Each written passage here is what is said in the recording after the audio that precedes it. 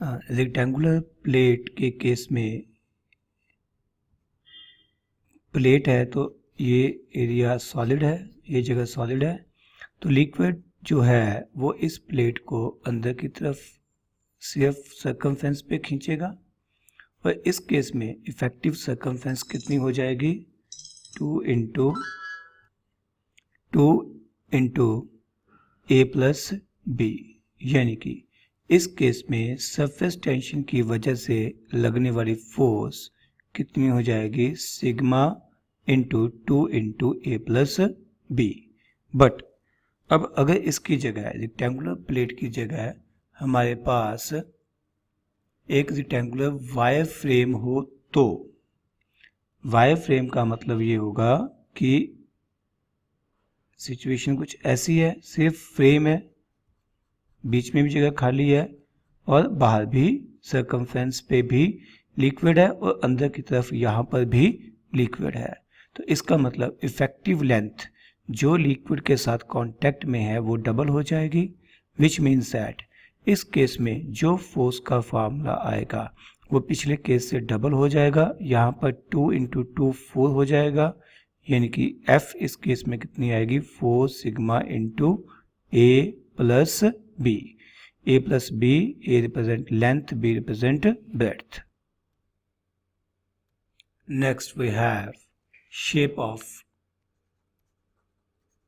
Meniscus. किसी liquid surface के meniscus की शेप कैसी होगी? It is determined by adhesive FA adhesive forces and cohesive forces. Adhesive forces कौन सी होती हैं? दो डिफरेंट मॉलिक्यूल्स के बीच में लगने वाली फोर्सेस एडहेसिव फोर्सेस हैं। सेम नेचर के दो मॉलिक्यूल्स के बीच में A और A के बीच में लगने वाली जो फोर्सेस हैं दैट आर कोहेसिव फोर्सेस। अब यहाँ पर अगर हम किसी लिक्विड को किसी कंटेनर में डालते हैं तो दो मटेरियल्स, दो डिफरेंट टाइप के मॉलिक्यूल्स इन्वॉल्व रहते हैं। एक लिक्विड के मॉलिक्यूल्स जिनकी आपस में कोहेसिव फोर्सेस होंगी और दूसरा लिक्विड एंड सॉलिड सरफेस जो कांटेक्ट में है उसके साथ रिलेटेड फोर्सेस। अब ये नेचर कैसी आएगी मेनिस्कस की, ये डिपेंड करता है कौन सी फोर्स कम या ज़्यादा है।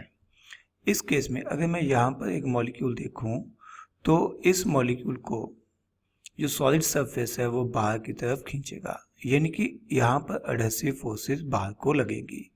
बट अगर मैं कोहेसिव फोर्सेस के लिए देखूँ तो ये सभी मॉलिक्यूल्स इसको अंदर को खींचेंगे, जिसकी वजह से नेट कोहेसिव फोर्स जो है वो इस तरफ लगेगी, यानी कि this factor represent adhesive forces and this represent cohesive forces. अब अगर इन दोनों का रिजल्टेंट इस जगह पर आ जाए, सरफेस के बिल्कुल पैरेलल आ जाए, सॉलिड सरफेस के पैरेलल आ जाए, तब मेनिस्कस की शेप फ्लैट होगी। क्लियर जी? फ्लैट क्यों होगी? इस फोर्स का मेनिस्कस की शेप के साथ क्या लिंक है? हमने ये पढ़ा था कि net force on a liquid surface should be always perpendicular to the surface if liquid is at rest। यहाँ पर लिक्विड रेस्ट पर है तो ये जो फोर्स है, नेट फोर्स है, ये लिक्विड सरफेस के डेफिनेटली परपेंडिकुलर ही होनी चाहिए। क्लियर जी? अब अगर ये ऐसा है तो ये एंगल कितना हो जाएगा 45 डिग्री। तो इस FC का इधर कंपोनेंट कितना आ जाएगा FC cos, ये आएगा sin 45। sin 45 कितना होता है 1/√2। इट मीन्स दैट FC का ये कंपोनेंट और FA ये दोनों एक दूसरे को कैंसिल आउट करेंगे। Means FA is equal to FC into 1/√2। That is FC is equal to √2 times FA।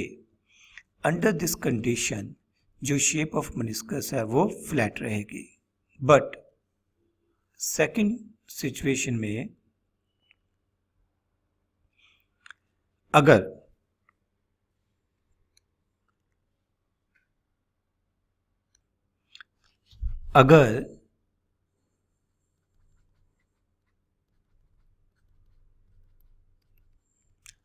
Forces की वैल्यू में चेंज आ जाए तो मेनिस्कस की शेप भी चेंज हो जाएगी।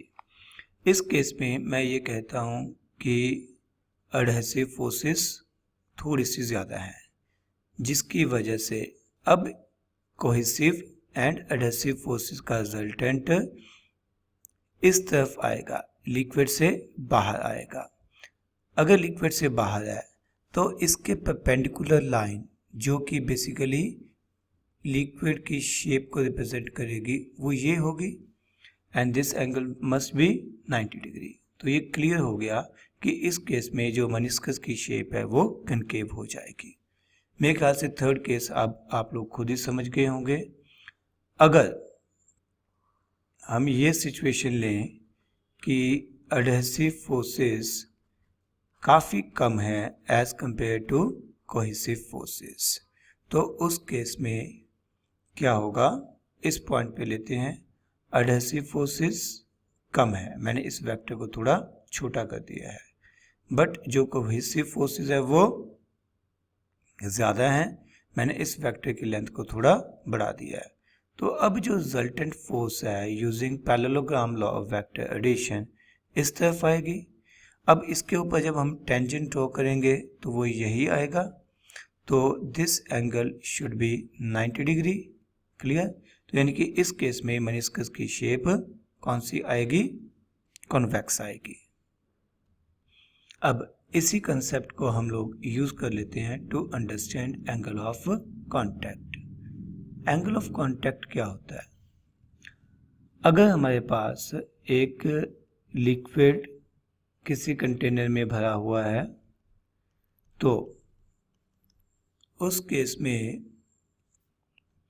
इस पॉइंट पे यहाँ पर लिक्विड और सॉलिड आपस में कांटेक्ट में है, यहाँ पर दो लाइंस ड्रॉ करेंगे। One line is tangent to the liquid surface and second line with the solid surface which is inside liquid. Liquid की तरफ जो सॉलिड है उसके साथ ये लाइन ड्रॉ करेंगे। ये जो एंगल आता है this is called angle of contact. इस एग्जांपल में ये एंगल ऑफ कांटेक्ट 90 डिग्री से कम है, यानी कि ये क्या है, एक्यूट है। ओके, इस केस में जो शेप है वो कनकेव रहेगी। वाटर के केस में ये वैल्यू 8 डिग्री होती है, बट अगर हम प्योर वाटर लें, pure water in clean glass, तो उस केस में ये वैल्यू थीटा की वैल्यू, एंगल ऑफ कांटेक्ट की वैल्यू 0 डिग्री रहती है। अब अगर हम मरकरी का केस लें, यानी कि एक ऐसा लिक्विड जिसमें मेनिस्कस की शेप कनकेव की जगह कन्वेक्स है, तो उस केस में एंगल ऑफ कांटेक्ट एक्यूट होने की जगह ऑब्ट्यूज हो जाएगा। आप एक टेंजेंट यहाँ पे ड्रॉ करोगे लिक्विड सरफेस के ऊपर, दूसरा सॉलिड के साथ एक लाइन ड्रॉ करोगे इनसाइड लिक्विड। ये जो एंगल आएगा theta, this is angle of contact and here it is greater than 90 degree, यानी कि ये ऑब्ट्यूज है। ऑब्ट्यूज के केस में, ऑब्ट्यूज की एग्जांपल रहती है मरकरी।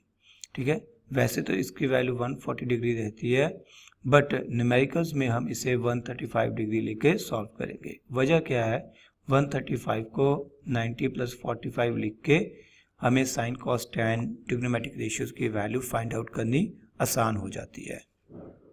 ठीक है, ऑल्दो एंगल ऑफ कांटेक्ट किसी पर्टिकुलर न्यूमेरिकल में डिफरेंट दिया हो सकता है। ओके, अब अगर हमें किसी फ्लैट सरफेस के लिए एंगल ऑफ कांटेक्ट ड्रॉ करना हो तो वो कैसे आएगा? अगर हमारे पास सरफेस बिल्कुल फ्लैट है, उस केस में हम दो टेंजेंट फिर से ड्रॉ करेंगे। एक टेंजेंट लिक्विड सरफेस के ऊपर और दूसरा सॉलिड के साथ साथ, तो ये आएगा angle of contact and clearly in this case angle of contact will be 90 degree. अब अगर हमें 0 degree angle of contact draw करना हो तो लिक्विड का मेनिस्कस कैसा रहेगा? तो लिक्विड बिल्कुल इस तरह से सॉलिड सरफेस के साथ टच करता हुआ नीचे आएगा. It will be almost parallel to solid surface. तो इस केस में जो मेरे पास एंगल ऑफ कांटेक्ट आएगा वो 0 डिग्री आएगा. And next we have capillary rise. एक कैपिलरी ट्यूब क्या होती है? एक फाइन बोर की ट्यूब जिसके जनरली दोनों साइड्स ओपन रहती हैं, but one side may be closed, but generally दोनों साइड्स क्लोज रहती हैं. That is called capillary. इसका रेडियस बहुत कम होना चाहिए. अब कैपिलरी राइज या फॉल ये क्या है? अगर हम इस फाइन बोर वाली ट्यूब को किसी लिक्विड के अंदर इमर्स करते हैं, मान लीजिए लिक्विड का लेवल यहाँ तक भरा हुआ था, इस लिक्विड के अंदर इमर्स करते हैं तो इस ट्यूब में लेवल उम्मीद से कम या ज़्यादा हो जाता है. तो इस केस में मान लीजिए किसी केस में ये लेवल राइज कर गया. एक्सपेक्टेड यहाँ तक था बट अब ये यहाँ तक राइज कर गया. ये तब होगा जब मेनिस्कस की शेप कनकेव है. फॉर एग्जाम्पल वाटर के केस में ये लेवल राइज करेगा. बट अगर हम इसी फाइन बोर वाली ट्यूब को किसी ऐसे लिक्विड में डुबोएं जिसके लिए एंगल ऑफ कांटेक्ट ऑब्ट्यूज है, जैसे कि मर्करी के केस में हम डुबोएं, तो उस केस में लिक्विड का लेवल राइज करने की जगह फॉल कर जाता है. ठीक है. And this phenomena of fall or rise of a liquid in a tube of very fine bore is called capillarity action. अब यहाँ पर क्वेश्चन आता है कि ये राइज या फॉल कितना करेगा. बिना डेरिवेशन के इसका फॉर्मूला याद रखेंगे. H is equal to 2 sigma cos theta by r rho g, where theta represent angle of contact. ठीक है. अगर ये एक्यूट है तो cos थीटा पॉजिटिव हो जाएगा. पॉजिटिव होने का मतलब है कि लेवल राइज करेगा. अगर थीटा ऑब्ट्यूज है तो थीटा ऑब्ट्यूज है तो cos थीटा नेगेटिव हो जाएगा, जिसका मतलब ये फॉल करेगा, लेवल फॉल करेगा. यहाँ पर राइज और इस केस में फॉल करेगा. ठीक है. वाटर के केस में अगर थीटा ना मेंशन किया हो तो हम उसे हमेशा 0 डिग्री लेकर चलेंगे. नेक्स्ट. अब कई बार क्या होता है कि हमें इनसफिशिएंट लेंथ की ट्यूब दी जाती है. मींस अगर इस फार्मूले से कैलकुलेशन करें तो मान लीजिए जो राइज है वो 5 सेंटीमीटर आता है, बट जो हमें ट्यूब ही दी गई है तो वो कितनी है? 4 सेंटीमीटर की. तो क्या इस केस में लिक्विड ओवरफ्लो कर जाएगा? कभी नहीं. लिक्विड ओवरफ्लो नहीं करता, बल्कि मेनिस्कस की शेप चेंज होती है such that H into R remains constant. Let me explain. मान लीजिए मेरे पास एक सफिशिएंट लेंथ की ट्यूब है तो उसका मेनिस्कस ऐसा आएगा. अगर मैं इस ट्यूब की लेंथ को थोड़ा कम कर देता हूँ तो मेनिस्कस की शेप थोड़ी फ्लैटन हो जाएगी, यानी कि इसका रेडियस बढ़ जाएगा. ठीक है. और जैसे जैसे हम लेंथ को कम करते जाएंगे वैसे वैसे मेनिस्कस का रेडियस बढ़ता जाएगा. अगर अब मैं इस ट्यूब को और छोटा कर देता हूँ, H को और कम कर देता हूँ, तो मेनिस्कस का जो रेडियस है और कम हो जाएगा. समझने के लिए मैं यहाँ पर रेडियस को रिप्रेजेंट करता हूँ. ये था रेडियस जब लेंथ वाज सफिशिएंट. अब लेंथ को थोड़ा कम कर दिया गया तो रेडियस आगे से बढ़ गया. अब लेंथ को और कम कर दिया इस एग्जांपल में, तो अब मेनिस्कस का रेडियस और ज़्यादा बढ़ जाएगा. ठीक है. अगर हम H को ऑलमोस्ट 0 कर दे तो इसका मतलब R किसको अप्रोच करेगी? इन्फिनिटी को. यानी कि जो मेनिस्कस की शेप है वो फ्लैट हो जाएगी. ठीक है. मीन्स कि अगर हम इनसफिशिएंट लेंथ वाली ट्यूब यूज करते हैं तो जो एंगल ऑफ कांटेक्ट है वो चेंज हो सकता है due to change in meniscus, which is